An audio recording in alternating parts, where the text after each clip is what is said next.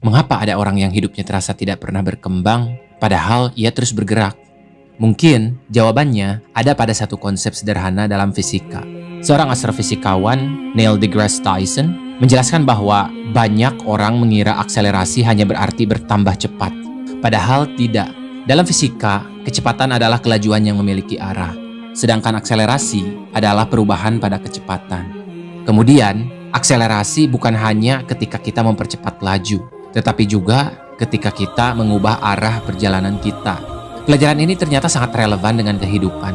Kita memang membutuhkan kelajuan, kita perlu bekerja, belajar, berkarya, tetapi tanpa arah yang jelas, semua itu hanyalah kesibukan.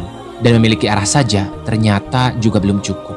Karena jika kita terus berada pada kecepatan yang sama, di zona yang sama, dan tantangan yang sama, bisa jadi kita hanya sedang nyaman di comfort zone.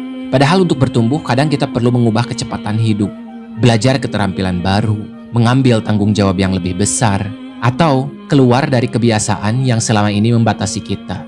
Namun, ada satu hal lagi yang sering kita lupakan. Tujuan yang besar seringkali terasa terlalu jauh, sehingga kita lupa menikmati setiap progres kecil. Mungkin oleh karena itu, tujuan jangka panjang perlu dipecah menjadi langkah-langkah kecil, agar setiap kemenangan bisa disyukuri, setiap perubahan bisa dimaknai, dan perjalanan tidak hanya menjadi cepat, tetapi juga penuh makna. Menariknya, Allah berfirman, maka berlomba-lombalah dalam kebaikan. Quran Surat Al-Baqarah ayat 148. Perhatikan, Allah tidak hanya memerintahkan kita untuk bergerak saja, tetapi bergerak menuju arah yang benar, yaitu kebaikan.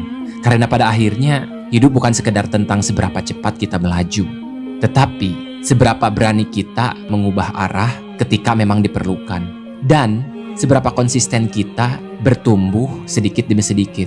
Sebab kemenangan terbesar bukanlah melaju tanpa henti, melainkan terus mengalami perubahan yang membawa kita semakin dekat kepada tujuan yang benar.